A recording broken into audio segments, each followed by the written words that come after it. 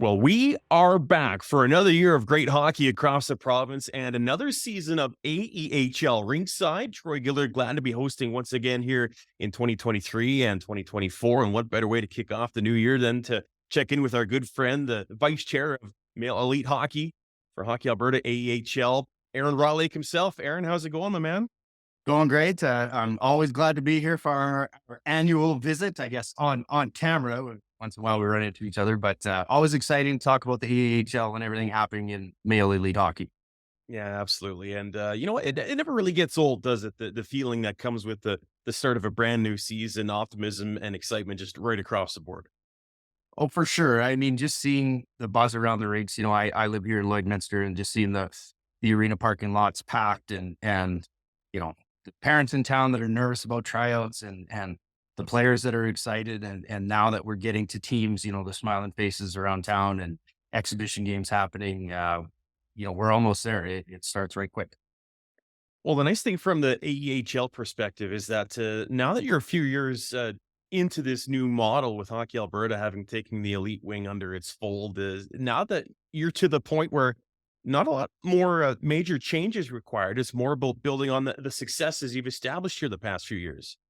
Yeah, in the last couple of years, making the tweaks that we have, changing, adding overtime, some playoff changes and things. We just felt it was time from an operational side to just, take a breath, really take a deep dive and assess these things through the season. Work with our coaches and managers to have discussions about what they think in operationally how things are going, and review it. And that was always the commitment, to run it for a couple of years, take a good hard look at it, and discuss with our members, what they want to see. And I think this is a good year to operationally just take a step back.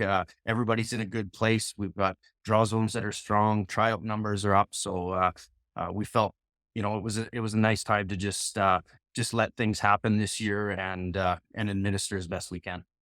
Yeah, from a government's or governance side, certainly seems like everything is on the right track, sort of steady as she goes. But on ice, when it comes to the actual hockey product, boy, it sure seems like the AEHL is in great shape there as well. Well, you know what? The quality of the game, as you know, Troy, at the level you're at with the Rebels, it just keeps growing.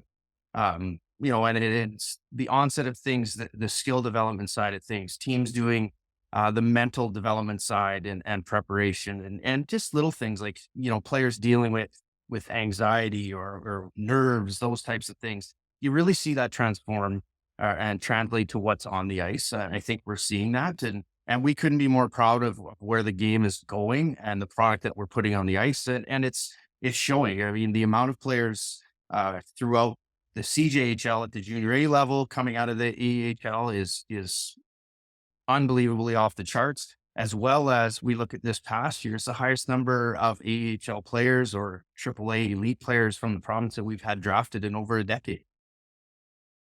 Yeah, and in light of increasing competition with other circuits, that's got to be a big feather in the cap of everyone at the AEHL to look back at what took place this spring. And I was in a draft room that day as well, and every so often, like, oh, there's another Alberta player, and it's just all these Alberta players kept getting checked off the board. That's certainly a nice trend to sort of get going again. More guys getting drafted at that next level.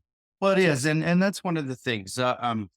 Some of our other member leagues, they really tout the competition side of things, and we truly believe that we're at that level. Our players are playing at the highest level of competition. Every weekend is a battle. They're playing under pressure, and I think that's something that the scouts really appreciate. Is can you dominate at this level? Can you be an effective player at this level, and can that translate to the next? And they're seeing that in the AEHL players, both at 15, at 17, and 18. We've got parity across the board every weekend. You don't know who's going to beat who. I know at the U18 level in Edmonton, AEHL made a fairly fundamental change in going from the several community-based teams to the Edmonton Junior Oilers program, the Orange Squad and the Blue Squad. Last year was the first year for that change. How do you think it went? From all accounts, it went really, really well. And with the support from the Edmonton Oilers Community Foundation, that we're part of that program, and just the way it's being administered by Hockey Edmonton, from what they report to us, has been a success. They've been very transparent with how they've operated. And we haven't seen the numbers yet, but what we're hearing so far is this is the highest number of AAA tryout players at the 18U level that they've had in years. So that just shows that people want to be part of the program.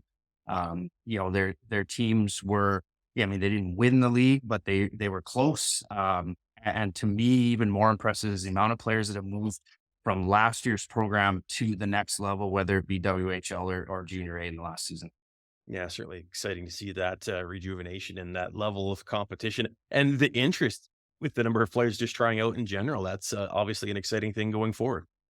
Well, it is, and I think that we're seeing that across all of our draw zones. Some of the tryout numbers are just starting to trickle in. It's something that we look at annually from the draw zone areas to see how many players are trying out, as opposed to how many players are eligible in their zone. And there are a lot of data that we collect to reflect on and look at, and it helps us identify maybe issues in that draw zone, or if that draw zone maybe has too many players and is too big, and if we have to do any adjusting, which, we did in the last year, moving the Camrose area over back to the Leduc draw zone. I know a big event coming up here in Red Deer, actually in the building where I sit, the PV Mart Century in Red Deer. The WHL Cup is coming up here in as we talk right now, just a few weeks. I don't know spoiler alerts, but I know that Team Alberta will be looking for a successful event coming up at the WHL Cup.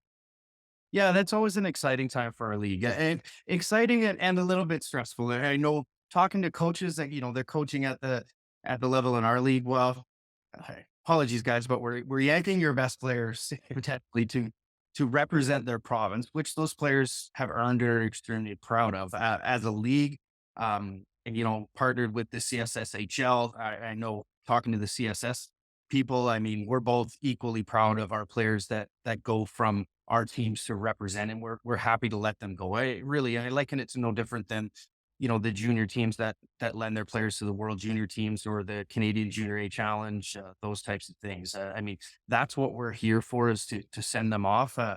So as much as the coaches sometimes go, "Oh, my best player's gone for a few days," they also see the opportunity to bring up that affiliate, to give them a shot, and give another young guy a taste of what it's like to take that next step, maybe next year or later this year. So it's always exciting. Yeah, and in the long run, it certainly reflects well on all those programs as well, because if they're producing players that are playing at events like the WHL Cup and whatnot, that draws interest to those particular programs. Well, and we've got a great tie-in with the Team Alberta program. Obviously, our staff liaison at the Hockey Alberta office works with us at the elite level and runs the Team Alberta stuff. So, we understand the value of it, and we're huge supporters of it. And I believe all our teams, right from 18 down to 15, are just big supporters of the program, and we're proud of how that whole system is structured, set up. We believe it's an extremely fair and equitable process. Guys from all around the province, scouting, working with these players. It's it really kind of the flagship program, I think, across the country. So all in all, we started off, and we'll wrap up by talking about, no major changes. Just everything seems to be in really good order going into the new year, and just looking forward to an exciting competitive season. Yeah, you know what? We're thrilled with where the game is going, and I think it gives us a chance this year to kind of sit back and really just enjoy it. We've still got, our same slate of showcases. Our 17U showcase will be down in Calgary this year. Our 18U showcase will be in Edmonton, and our 15U showcase will again be in Leduc. Same times of year. 17's in December, 18's for that, sorry. And of course, our 15 use in the first weekend of February. So again, those are huge events for us, leading into our, end of the year 15, 17 provincials. And of course, our 18s battle through the playoffs to represent our province at the U18 National Club Championship. Can't wait for it. Maybe another fun year. Always Aaron, thanks is. for Aaron, thanks for doing this, my man. Appreciate catching up with you. Absolutely. Anytime, Troy.